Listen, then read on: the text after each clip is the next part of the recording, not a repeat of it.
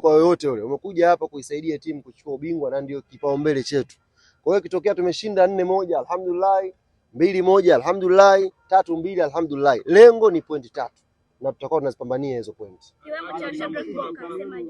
Kuna mechi mbili ambazo zimechezwa kutoka sasa mpaka sasa hivi. Inaonekana kuna baadhi ya mashabiki na timu nyingine wanalalamika kuhusiana na huu mfumo wa FBS.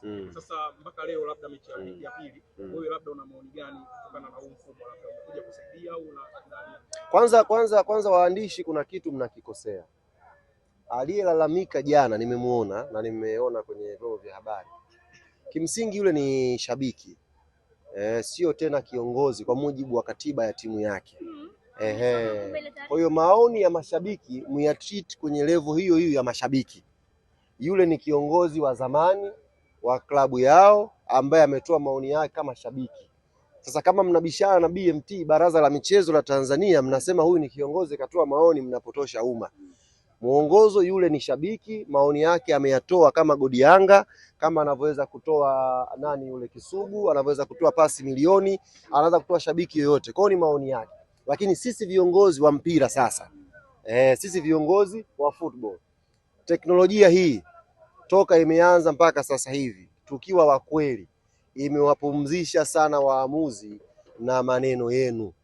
Lawama, shutuma imewapumzisha. Kwa hiyo tutazame upande chanya, upande wa kama kuna mapungufu tuboreshe, lakini imeleta na watu wengi jua walikuwa wanaamini kwamba eti hii ikija ndio Yanga atakosa ubingwa, lakini inaanza kuturn kuwa tofauti, kwa sababu sisi mara zote ni timu iliyokamilika.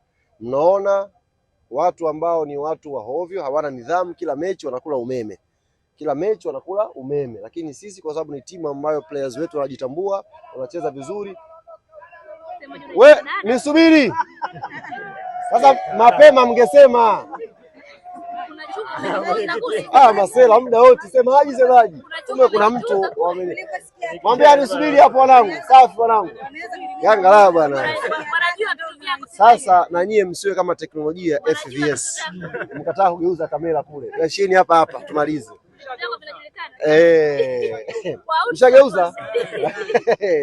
Kwa hiyo teknolojia hii bwana mimi naiunga mkono. Si kwamba kwa sababu sisi tumekataliwa goli 2 leo, sio?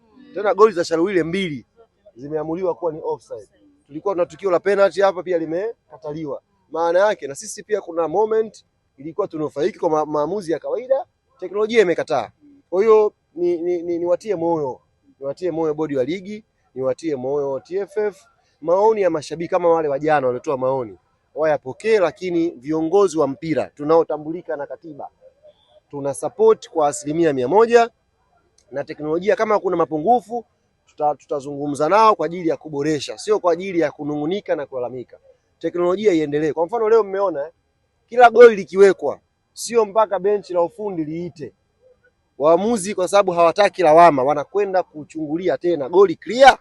Si ndio? Baada ya pale wanamwambia waamuzi wakati